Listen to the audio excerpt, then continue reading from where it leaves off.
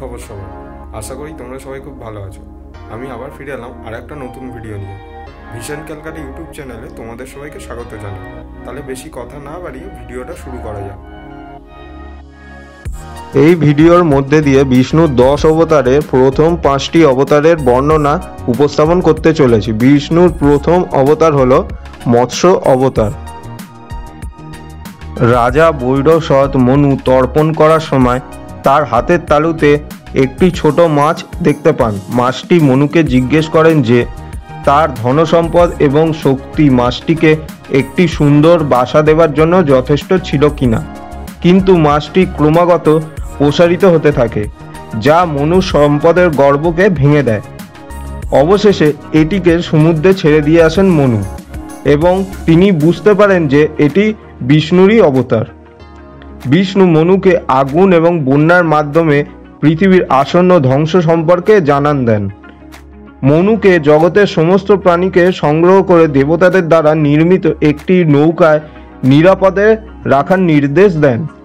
যখন প্রলয় ঘটে তখন বিষ্ণু একটি শিংওয়ালা মাছের রূপে আবির্ভূত হন, যার সাথে মনু নৌকাটি বেঁধে রাখেন এবং তাদের নিরাপদ আশ্রয় নিয়ে যান।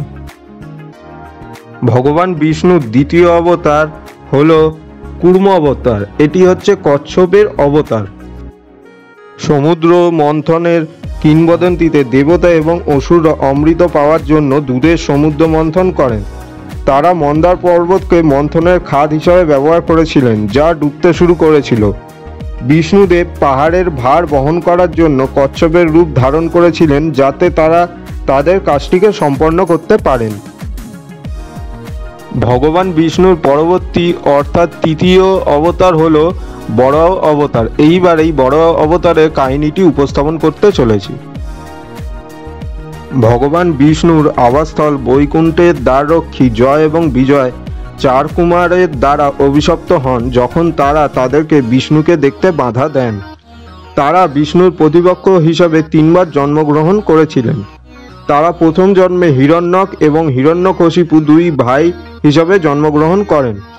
বরাহ পৃথিবী অপহরণকারী হিরণ্যক ও আরও বিস্তৃতভাবে পৃথিবী দেবী ভূমিকে পরাজিত করার জন্য আবির্ভূত হন এবং পৃথিবীকে সমুদ্রের তলদেশে নিয়ে যান। বরাহ এবং হিরণ্যকের মধ্যে যুদ্ধ প্রায় 1 বছর ধরে চলেছিল বলে মনে করা হয়, যার শেষে হিরণ্যক জয়ী হন। বরাহ দাঁতের মাঝখান দিয়ে পৃথিবীকে সমুদ্র থেকে বার করে এনে ব্রহ্মাণ্ডে তার স্থানে ফিরিয়ে আনেন। ভগবান বিষ্ণুর পরবর্তী অর্থাৎ চতুর্থ অবতার হল নৃসিংহ অবতার। এইবার এই অবতারের বর্ণনা উপস্থাপন করব। ভগবান বিষ্ণুর চতুর্থ অবতার ছিল নৃসিংহ অবতার, যেটি ছিল অর্ধ মানব ও অর্ধ সিংহ অবতার। হিরণ্যকশিপু সকলকে তাদের ধর্মীয় বিশ্বাসের জন্য নির্যাতন শুরু করেছিলেন, যার মধ্যে ছিল তার ছেলে প্রহ্লাদ। তিনি ছিলেন ভগবান বিষ্ণুর পরম ভক্ত। ছেলেটি দেবতাদের দ্বারা সুরক্ষিত ছিল, তাই তাকে হত্যা করা সম্ভব হয়নি। বিষ্ণু একজন মানবরূপী অবতার হিসাবে অবতীর্ণ হন। একজন মানুষের দেহ, সিংহের মাথা এবং নখ দিয়ে তিনি হিরণ্যকশিপুর অন্ত্র ত্যাগ করলে তিনি মৃত্যুবরণ করেন। তারপর তার ছেলে প্রহ্লাদ সহ মানুষের ওপর নির্যাতনের অবসান ঘটান। ভগবান বিষ্ণুর পরবর্তী এবং পঞ্চম অবতার হল বামন অবতার। এইবার এই বামন অবতারের বর্ণনা উপস্থাপন করতে চলেছি। প্রহ্লাদের ছেলে বালি ভক্তি এবং তপস্যার মাধ্যমে স্বর্গরাজ্যে ইন্দ্রকে পরাজিত করেছিলেন। এতে অন্যান্য দেবতাদের অবনত করা হয় এবং 3 লোকের ওপর কর্তৃত্ব বৃদ্ধি পায়।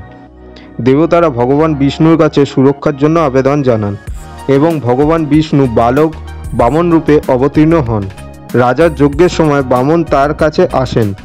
বালি তখন বামনকে বলেন তিনি যা চাইবেন তাই দেওয়া হবে। বামন তার কাছে 3 পা জমি চেয়েছিলেন।